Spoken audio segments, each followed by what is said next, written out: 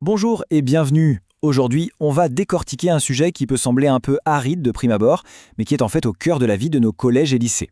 Comment ces établissements gèrent-ils les petites dépenses et les recettes au jour le jour? En gros, comment un EPL, un établissement public local d'enseignement, gère son argent de poche si on veut. On va clarifier tout ça ensemble. Allez, on plonge dedans. Derrière ce logo bien connu se cache toute une mécanique administrative et comptable, et croyez-moi, elle est d'une précision redoutable. Et la régie, c'est un rouage absolument essentiel de cette mécanique, celui qui permet aux établissements d'être agiles et réactifs. Pour que ce soit bien concret, partons d'un cas tout simple. Imaginez la scène. Un prof veut emmener sa classe à une sortie de dernière minute. Il faut acheter des tickets de bus et vite. Ou alors, la poignée de la porte d'une salle de classe casse, il faut la réparer sur le champ. Comment on fait pour sortir quelques dizaines d'euros immédiatement sans lancer une procédure administrative qui prendrait une semaine? Alors voilà notre plan de vol. D'abord, on va poser les bases, les règles très strictes qui encadrent l'argent public. Puis, on verra pourquoi ces règles posent un vrai défi au quotidien. Ensuite, on découvrira la solution, la fameuse régie, et la personne clé qui s'en occupe, le régisseur. On fera un petit tour côté compta et on terminera sur un point crucial, l'énorme responsabilité que tout ça implique. Première étape donc. Et pour comprendre le système, il faut partir d'une règle d'or, un principe absolument fondamental des finances publiques en France.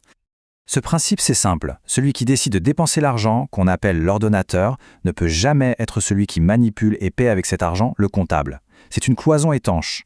C'est le garde-fou numéro 1 pour s'assurer que l'argent public est bien géré et pour éviter les erreurs ou les abus. Et dans un EPE, c'est très clair. D'un côté, on a l'ordonnateur, c'est le chef d'établissement, c'est lui qui donne le go pour une dépense. De l'autre côté, on a l'agent comptable, qui est généralement le gestionnaire de l'établissement.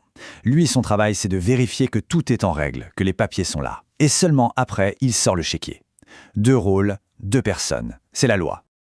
Bon, ce principe est super pour la sécurité des fonds, on est d'accord. Mais alors, où est le problème? Comment cette règle en béton armé peut-elle compliquer la vie de tous les jours?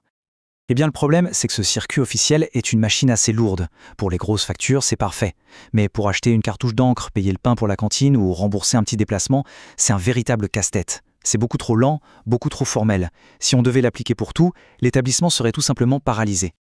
Alors, pour éviter ce blocage, la comptabilité publique a prévu une solution, une sorte de dérogation à la règle si vous voulez. Mais attention, une exception très très contrôlée. Et cette solution, c'est la régie. En fait, l'idée de la régie est toute simple. C'est une petite caisse avec une somme d'argent bien définie qui est mise à disposition pour gérer les petites opérations du quotidien. On l'appelle régie d'avance quand c'est pour payer des choses et régie de recettes quand c'est pour encaisser de l'argent, comme les paiements pour la demi-pension par exemple. C'est un peu le fond de caisse de l'établissement. D'accord, il y a une caisse, mais qui a le droit de mettre la main dedans? Qui gère cet argent au jour le jour? C'est là qu'intervient le régisseur. Le régisseur, c'est donc la personne, nommée très officiellement, qui va manipuler physiquement les sous de la régie. Et le point capital à comprendre, c'est qu'il ou elle ne fait pas ça pour son propre compte. Il agit au nom et pour le compte de l'agent comptable. Le régisseur, c'est en quelque sorte le prolongement de l'agent comptable sur le terrain, son bras armé pour les opérations de tous les jours.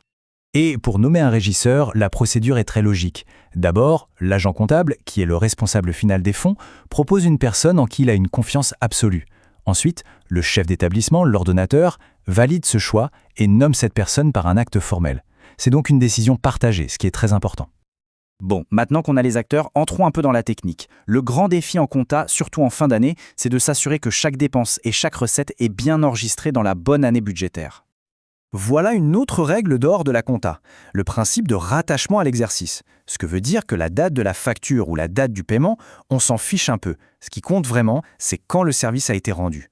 Une réparation faite en décembre de l'année N doit peser sur le budget de l'année N. Point final. Même si on paye la facture en janvier N+1. Et pour faire ça proprement, les comptables ont un outil, les charges à payer, ou CAP.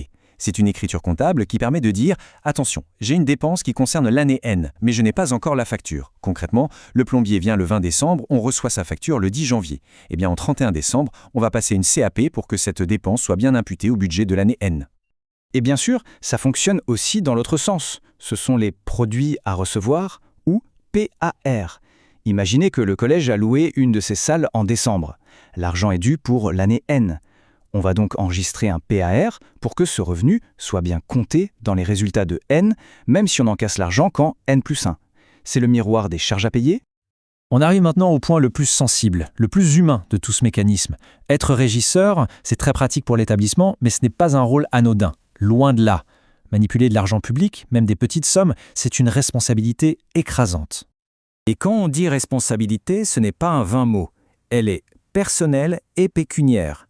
Ça veut dire que s'il manque 100 € dans la caisse et que le régisseur ne peut pas le justifier, il devra rembourser de sa poche. C'est aussi simple que ça.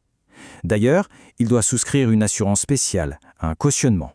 S'il y a un trou, l'agent comptable lui envoie un ordre de versement, et ça peut aller jusqu'à la mise en débet, c'est-à-dire qu'il est officiellement déclaré débiteur de l'État. Et ça, ce n'est pas une interprétation, c'est la règle du jeu, écrite noir sur blanc. Cette citation est limpide. Un trou dans la caisse, même petit, ou une dépense payée sans le bon justificatif, et hop, la responsabilité du régisseur est sur la table. C'est un poste qui exige une rigueur absolue de tous les instants.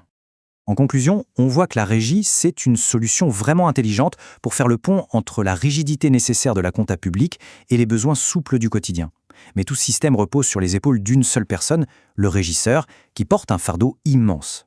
Et ça mène une vraie question. Face à un tel risque personnel et financier, qui serait prêt à accepter ce rôle ? Ça donne à réfléchir, n'est-ce pas ? Merci d'avoir suivi ce décryptage avec moi.